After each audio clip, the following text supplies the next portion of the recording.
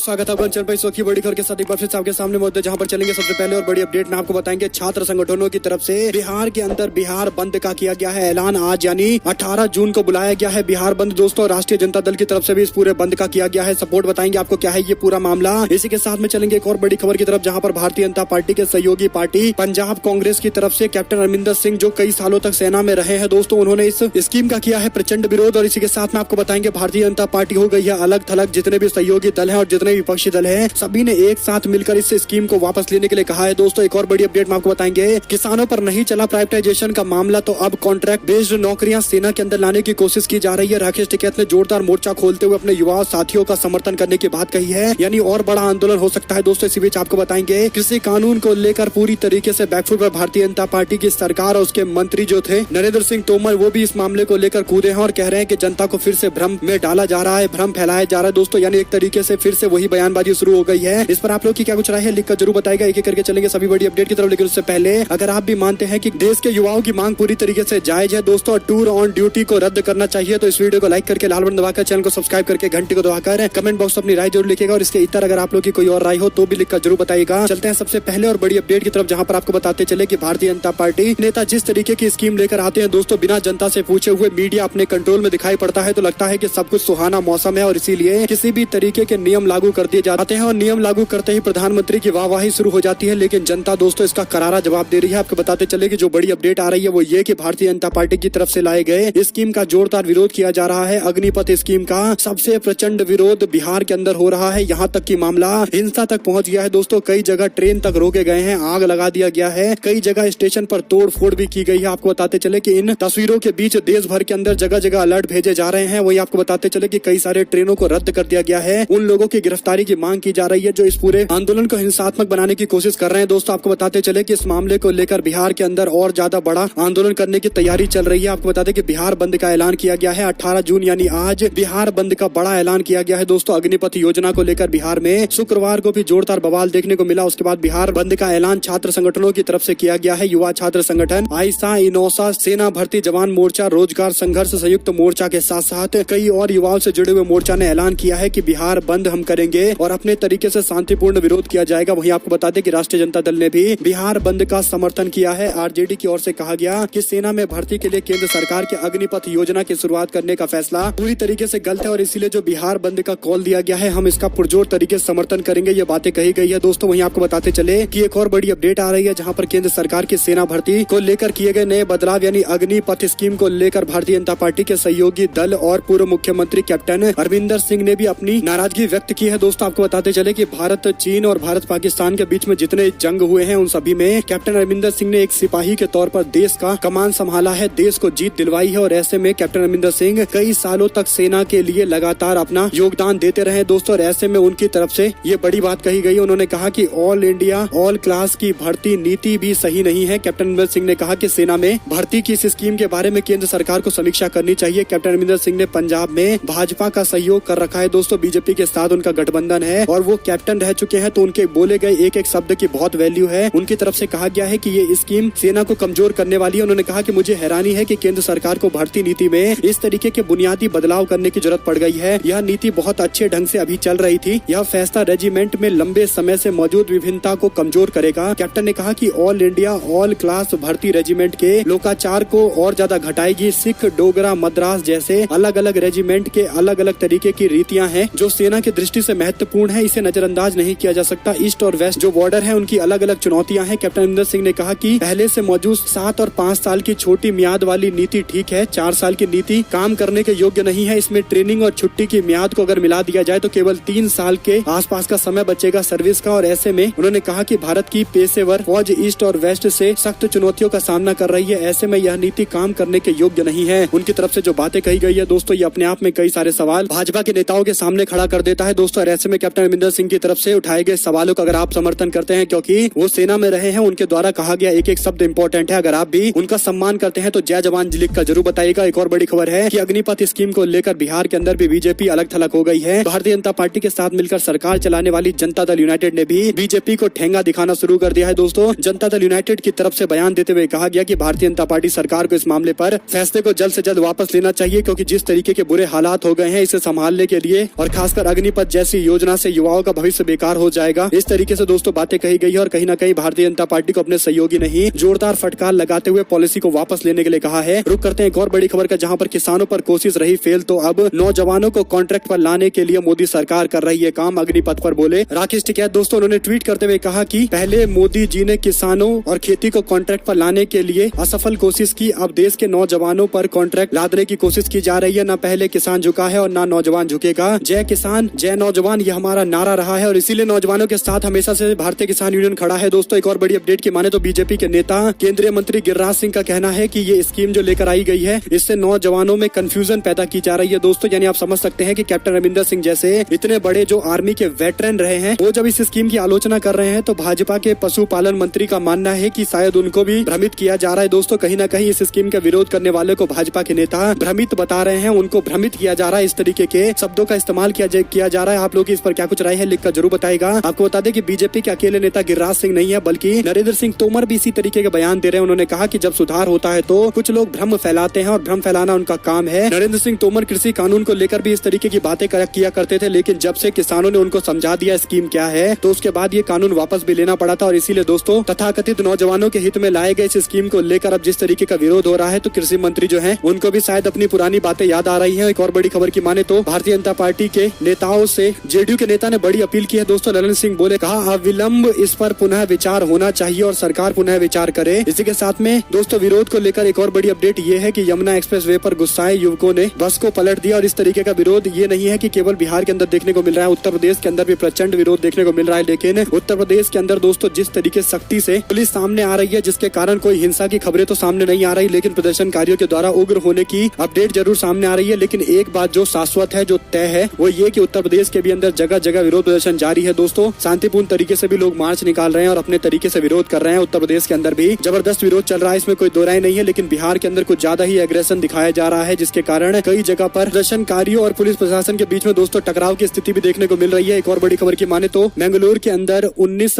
मुस्लिम छात्राएं छोड़ रही हैं पढ़ाई। कर्नाटका में हिजाब पहनकर कॉलेज प्रवेश करने को लेकर जिद पर अड़ी दोस्तों 19 मुस्लिम छात्राएं पढ़ाई छोड़ रही हैं। ये बड़ी अपडेट आ रही है। हाईकोर्ट के फैसले के 3 महीने के बाद कॉलेज विकास समिति के फैसले का पालन करने से इंकार करने वाली मुस्लिम छात्राएं फाइनल सेमेस्टर की परीक्षा में शामिल नहीं हो पाई। ऐसे में उन्होंने अब नए कोर्स में एडमिशन नहीं लिया है दोस्तों, नहीं ले सकती हैं क्योंकि क्वालिफाई नहीं कर पाई हैं। तो कहीं ना कहीं कहा जा सकता है कि 19 छात्राओं के लिए हिजाब विवाद के कारण अब मुश्किलें बढ़ गई हैं और कहीं ना कहीं उनकी पढ़ाई पर रोक लग गई है। दोस्तों आप लोग इस पर क्या कुछ राय है लिखकर जरूर बताइएगा, कौन जिम्मेदार है इसके पीछे। एक और बड़ी खबर की माने तो अग्निपथ स्कीम के मामले को लेकर बिहार के डिप्टी सीएम जिनके घर पर हमला भी हुआ था, उन्होंने एक बयान दिया है। बड़ा ही अटपटा बयान उनकी तरफ से सामने आया। उन्होंने कहा कि ये नौकरी नहीं है, ये सिर्फ कौशल विकास की ट्रेनिंग है, यानी स्किल डेवलपमेंट स्कीम इसको बताया गया है। दोस्तों उनकी तरफ से जो डिप्टी सीएम है बिहार की रेणु देवी, यानी जिसे जॉब समझकर जनता दोस्तों कह रही है कि केवल 4 साल जॉब नहीं करेंगे, उसे भारतीय जनता पार्टी की उप मुख्यमंत्री बता रही है कि जॉब नहीं है, कौशल विकास का एक स्कीम है। यानी आप समझ सकते हैं कि केवल 4 साल में ट्रेनिंग देने की बातचीत चल रही है। दोस्तों ये नौकरी नहीं है बकौल उप मुख्यमंत्री। तो आप लोग इस पर क्या कुछ कहना चाहेंगे लिखकर जरूर बताइएगा। कहीं ना कहीं सच्चाई उनके जुबान पर भी आ गई है। एक और बड़ी अपडेट की माने तो बिहार के अंदर तकरीबन सभी जिलों के अंदर दोस्तों इंटरनेट सेवाएं बंद कर दी गई है। अग्निपथ पर युवाओं के प्रदर्शन के बाद ये फैसला लिया गया है। एक और बड़ी अपडेट की माने तो कांग्रेस पार्टी ने जताई आशंका, कहा योजना को स्थगित करके सैन्य अफसरों से सलाह मशवरा ले सरकार, उसके बाद नया खाका तैयार करे और इसी के साथ ही जो सरकार पॉलिसी लेकर आएगी जनता उसका पालन करेगी। और अगर ऐसा नहीं होता तो ये विरोध और तेजी से जारी रहेगा और इसे रोकने का केवल एक ही तरीका है कि सबसे पहले इस पर रोक लगाया जाए और उसके बाद इस पूरे मामले पर संज्ञान लिया जाए। एक और बड़ी अपडेट की माने दोस्तों तो 1 से ज्यादा सीटों पर चुनाव लड़ने को बैन करने के लिए इलेक्शन कमीशन ने बड़ी मांग की है। ऐसा करने वालों पर जुर्माना लगाने की बातें कही गई है। चुनाव आयोग ने केंद्र सरकार से लगभग 2 दशक पुराने प्रस्ताव को लेकर फिर से लागू करने की अपील की है। आयोग ने उम्मीदवारों को 1 से ज्यादा सीटों पर चुनाव लड़ने से रोकने के लिए कानून में संशोधन पर जोर दिया है। आयोग ने यह भी कहा है कि अगर उम्मीदवार ऐसा नहीं करते तो एक निर्वाचन क्षेत्र को खाली करने और उपचुनाव कराने वाले पर जुर्माना लगाया जाना चाहिए। हाल ही में कानून मंत्रालय के सचिव की तरफ से इस मामले को लेकर दोस्तों कई सारी जानकारी इकट्ठा की गई है और इस दौरान इलेक्शन कमीशन की तरफ से कहा गया है कि ये हमारी तरफ से प्रस्ताव है, इस मामले पर सरकार को सोचना चाहिए। एक और बड़ी खबर की माने तो अग्रसेन गहलोत पर 2 साल में दूसरी बार रेड बढ़ी है। दोस्तों 2020 में ईडी ने की थी कार्रवाई। आपको बताते चले कि मुख्यमंत्री गहलोत के भाई के घर और दुकान पर सीबीआई ने छापा मारा है। अग्रसेन गहलोत पर आरोप है कि 2007 से 2009 के बीच में फर्टिलाइजर बनाने के लिए जरूरी पोटास किसानों में बांटने के नाम पर सरकार से सब्सिडी पर खरीदी और प्रोजेक्ट निजी कंपनियों को बेचकर मुनाफा कमाया। इस मामले में ईडी ने एक बार फिर से छापेमारी की है। कुल मिलाकर अशोक गहलोत के भाई हैं और दोस्तों और बार बार ईडी के छापे ये बताता है कि कहीं न कहीं राजनीतिक तौर पर ईडी का इस्तेमाल किया जा रहा है। एक और बड़ी खबर की माने तो मुख्यमंत्री बनने के बाद भगवत मान पहली बार चुनाव प्रचार करने के लिए पंजाब पहुंचे। उन्होंने संगरूर लोकसभा उपचुनाव में आम आदमी पार्टी के प्रत्याशी गुरमैल सिंह के लिए आम जन से समर्थन मांगा। आम आदमी पार्टी के उम्मीदवार का नामांकन दाखिल करने के बाद मान ने बरनाला जिले के अंदर 23 गाँवों व शहर के अंदर भी मतदान के लिए अपील की। इस दौरान उन्होंने विरोधियों पर जमकर निशाना साधा। सीएम का रोड शो भदौर से तय समय से 3 घंटे लेट जरूर रहा, लेकिन उनके काफिले में जबरदस्त जन समर्थन देखने को मिला है। तो दोस्तों ये उपचुनाव जो संगरूर लोकसभा सीट पर हो रहा है आसानी से आम आदमी पार्टी के पक्ष में जाता दिखाई दे रहा है। वहीं आपको बताते चले कि पूर्व प्रधानमंत्री राजीव गांधी के हत्यारे एजी पैरोरिवलन को पिछले महीने जेल से रिहा कर दिया गया था। उसके बाद कई और जो दोषी हैं, चाहे नालिनी हो या रविचंद्रन हो, सभी ने मद्रास हाईकोर्ट के अंदर याचिका दाखिल करते हुए और राज्यपाल की अनुमति के बिना खुद को रिहा करने की मांग की है, जिसे हाईकोर्ट ने साफ इंकार कर दिया है। एक और बड़ी अपडेट की माने तो युवाओं से हिंसक प्रदर्शन न करने की अपील रेल मंत्री ने की है। रेल मंत्री ने कहा कि रेल की संपत्ति को नुकसान न पहुंचाए, ये हम सबकी संपत्ति है, ये देश की संपत्ति है, इसको नुकसान पहुंचाना आप सभी लोगों के नुकसान पहुंचाने जैसा है, क्योंकि सभी की संपत्ति है। दोस्तों ये जो अपील रेल मंत्री ने की है ठीक अपील है, लेकिन दूसरी ओर उनको अपनी सरकार से भी कहीं न कहीं इस मामले पर दखल देने के लिए कहना चाहिए। एक और बड़ी खबर यह है कि वरुण गांधी ने भी अपील की है कि इस संघर्ष के हर कदम पर मैं आपके साथ में खड़ा हूँ, लेकिन आप लोगों को धैर्य रखने की जरूरत है। धैर्य से काम लेंगे तो मैं आपके साथ खड़ा हूँ। एक बड़ा आंदोलन इसी तरीके से और बड़ा होगा और सरकार को झुकना भी पड़ेगा। दोस्तों इस तरीके की तैयारी है, लेकिन हिंसक प्रदर्शन कभी भी सफल नहीं हो पाता। ये बात इतिहास में हर वक्त लिखी गई है और इसीलिए जो हिंसा करने पर उतारी है उनको समझना चाहिए कि इससे आंदोलन कभी सफल नहीं होगा। वे लोग जेल के अंदर जाएंगे और बड़ी बात है कि आगे आने वाले दिनों के अंदर अगर समाधान हो जाता है तो एग्जाम नहीं दे पाएंगे, क्योंकि कई सारी आईपीसी की सेक्शंस लगने वाली है दोस्तों। और इसीलिए जरूरी है कि हिंसा का रास्ता छोड़कर अहिंसा के रास्ते पर आए, एक साथ एकजुट होकर ज्यादा से ज्यादा जन समर्थन दिखाकर भारतीय जनता पार्टी सरकार पर दबाव बनाए, क्योंकि जिस तरीके से किसानों ने करके दिखाया है वही एकमात्र रास्ता होता है किसी भी डेमोक्रेसी के अंदर सरकार को झुकाने का। और सरकार देश के अंदर झुकी भी है दोस्तों। नरेंद्र मोदी सरकार जिसपे 350 से ज्यादा का सपोर्ट है लोकसभा के अंदर, यानी बड़े प्रचंड जन समर्थन के साथ जो सरकार चल रही है उसको भी झुकना पड़ा है। और इसीलिए डेमोक्रेटिक तौर पर अगर कोई आंदोलन होगा तो वो हमेशा सफल होगा। एक और बड़ी खबर की माने तो कांग्रेस पार्टी के नेता आए दिन कोई न कोई ऐसा बयान दे देते हैं भाजपा के समर्थन में जो पार्टी के लाइन से बिल्कुल इतर होता है। दोस्तों कांग्रेस पार्टी के नेता मनीष तिवारी ने की अग्निपथ योजना की तारीफ। 10 मौके पर विपक्षी नेताओं ने प्रधानमंत्री के कसीदे पढ़ दिए और कुछ ऐसा ही मामला मनीष तिवारी से भी जुड़ा हुआ है। आप समझ सकते हैं कि